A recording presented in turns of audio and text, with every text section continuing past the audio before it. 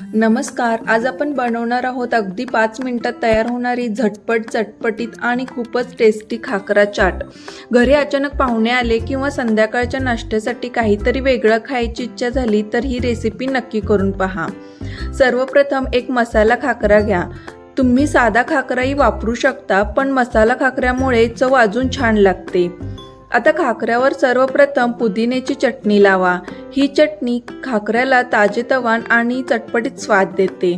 त्यानंतर थोडासा tomato sauce लावा. सॉस जास्त लावू नका, नाहीतर खाकरा पटकन मऊ होऊ शकतो.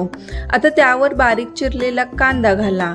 त्यानंतर बारीक चिरलेला टोमॅटो, सिमला मिरची आणि काकडी घाला. तुम्हाला आवडत असेल तर थोडी कोथिंबीर सुद्धा घालू शकता.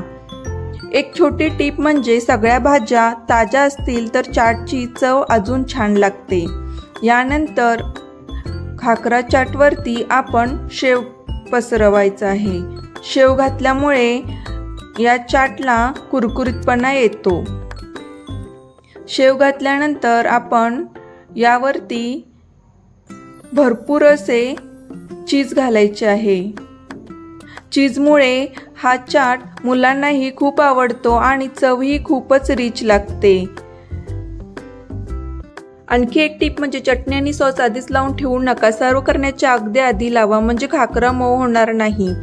तर अशी आपली झटपट कुरकुरीत आणि झटपटीत खाकरा चाट तयार आहे. हा चाट बनवायला फक्त काही मिनिटे लागतात आणि चव मात्र अप्रतिम लागते. तुम्ही ही रेसिपी नक्की करून पहा आणि कशी वाटली ते कमेंटमध्ये सांगा.